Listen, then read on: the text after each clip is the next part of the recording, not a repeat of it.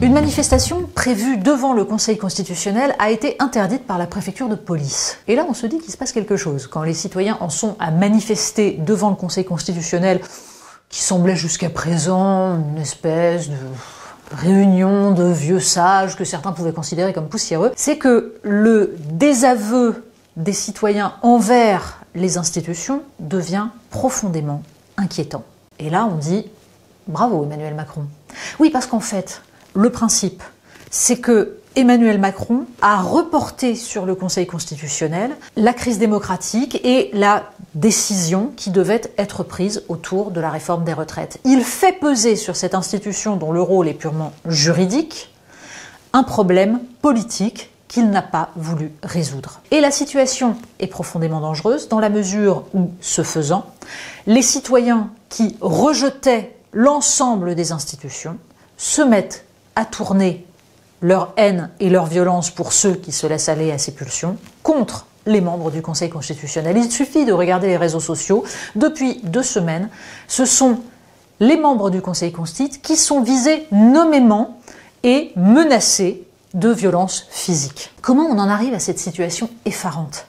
Tout simplement parce que, ne voulant pas répondre politiquement à ce qui est une crise politique, Emmanuel Macron laisse croire que le Conseil constitutionnel va résoudre la crise et qu'il a donc sur ses épaules le poids d'une décision, celle de valider ou non le texte concernant la réforme des retraites, et que du coup, cette décision serait en elle-même politique, ce qu'elle n'est pas de la part du Conseil constitutionnel. Alors, on ne va pas être naïf, le rôle du Conseil constitutionnel est certes totalement juridique, mais l'interprétation des textes juridiques relève du politique au sens large, bien entendu.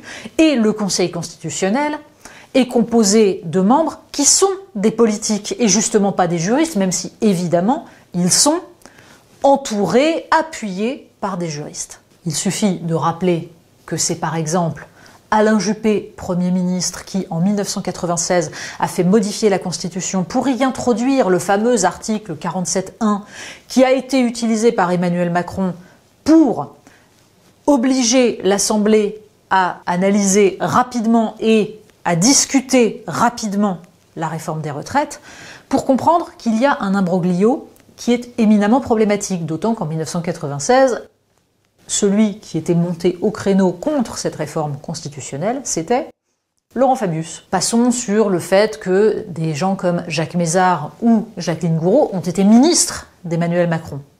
Donc, on ne croira pas, évidemment, qu'il n'y a pas une part, disons, de vision politique dans la décision des juges. Pour autant, elle se fait en droit. Mais le problème n'est pas là.